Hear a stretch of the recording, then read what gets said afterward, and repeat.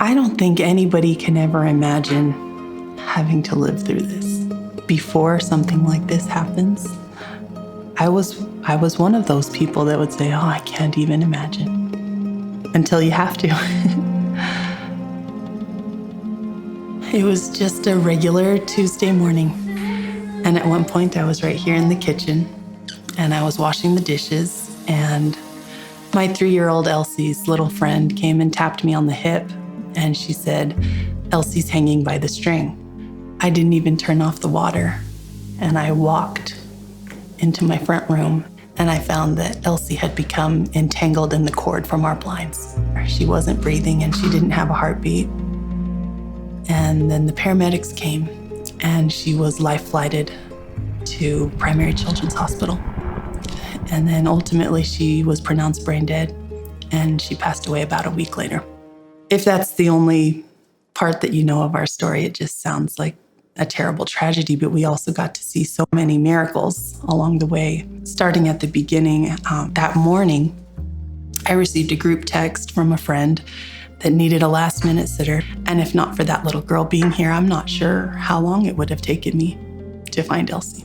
The paramedics just happened to be on break 3 minutes away. I have no medical training at all, but I performed CPR perfectly. That by the time the paramedics came, I had started her heart and she was beginning to take breaths on her own. And so with the way that those miracles all fell into place, we felt like we had every reason to hope for the best possible outcome, a miraculous healing.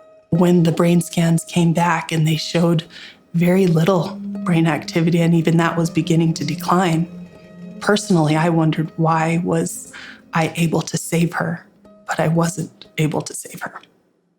We went to the temple to pray and to seek guidance. I received a pretty clear prompting that she would not live. And I was just devastated. I felt so guilty. I felt like it was my fault.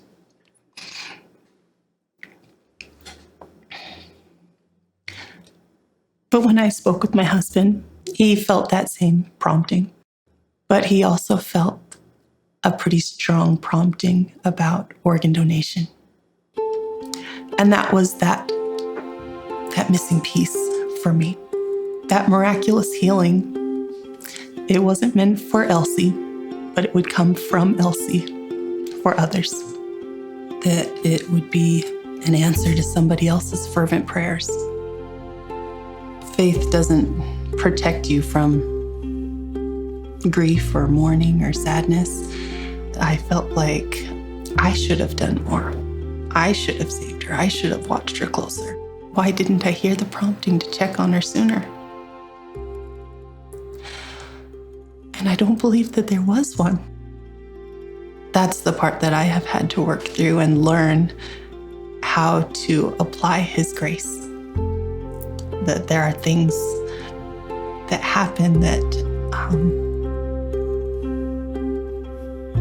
it feels like we can't fix, something that was done that can't be undone, that the things that aren't right in this world, they will be right in the world to come, that accidents are a part of mortality.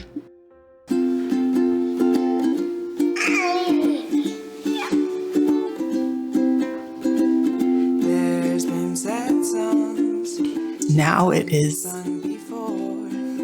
written on my heart that I know I will see her again.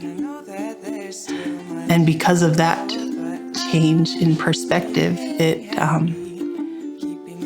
changes everything about the way that I live and the choices I make. I still make mistakes daily, but I try a little harder. I have a little more motivation to choose well.